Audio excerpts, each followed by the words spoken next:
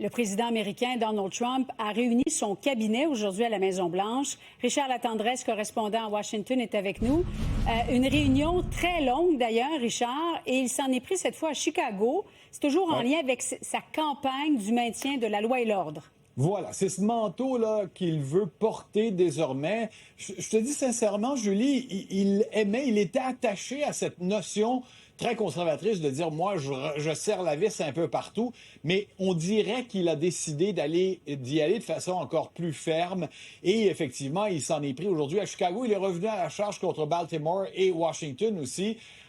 Je te le dis encore, j'insiste pour nos téléspectateurs, 3h17 de réunion de cabinet. J'ai de la sympathie pour mes pauvres collègues debout. Et c'était très en passant, Julie, nord-coréen comme séance, parce qu'un après l'autre, ses ministres, ses secrétaires ont vanté son leadership et sa vision pour le pays. Mais enfin, toujours est-il que je reviens sur son obsession pour Chicago maintenant.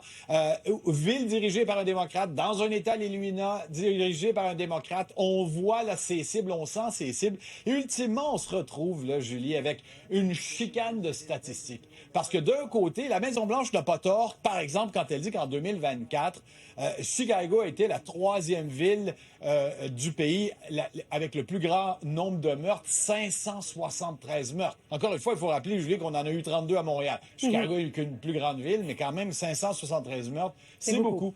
On ne dit pas non à Chicago, mais on dit que c'est quand même le niveau le plus bas, le taux le plus bas depuis 2019. Je te donne un autre repère. La Maison-Blanche nous a envoyé un communiqué en disant que parmi les villes d'1 million d'habitants et plus, Chicago a eu le taux d'homicide le plus élevé des 7 dernières années.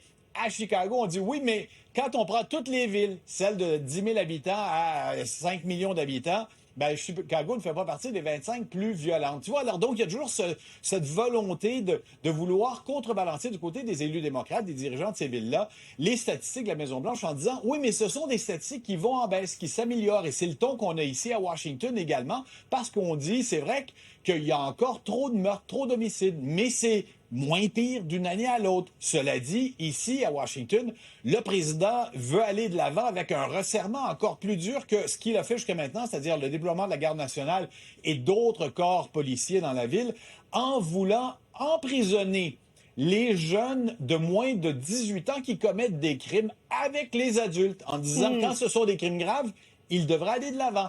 Et on pousse plus loin encore la note en disant qu'on va ramener la peine de mort dans la capitale américaine pour les homicides, les gens qui sont condamnés pour meurtre. Ça, c'est sûr que ça fait mal dans cette ville qui a voté à 94 % pour Joe Biden à la dernière élection. Ville très démocrate, très peu sensible à l'idée de ramener la peine de mort dans la ville. Richard, le président Trump, qui ne cesse, on le sait, de dénigrer la Fed, a annoncé hier qu'il licenciait Lisa Cook. Lisa Cook, c'est une femme noire, la première d'ailleurs qui est devenue gouverneure de l'institution. Mais elle et son avocat ont bien l'intention de ne pas se laisser faire.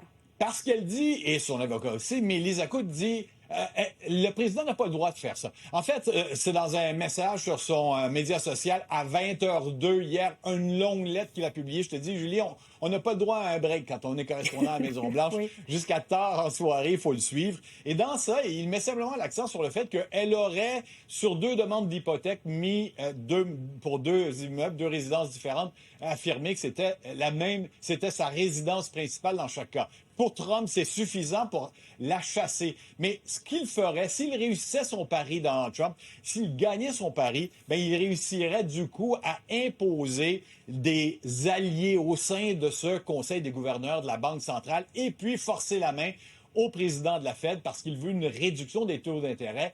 Et Jérôme Too late, trop tard Powell, comme il l'appelle, ne veut pas aller de l'avant en disant c'est encore trop tôt, l'économie n'est pas assez stable, il y a un danger d'augmentation de l'inflation.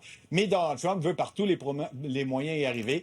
Et Lisa Cook est sa cible pour l'instant. À suivre donc. Merci beaucoup, Richard.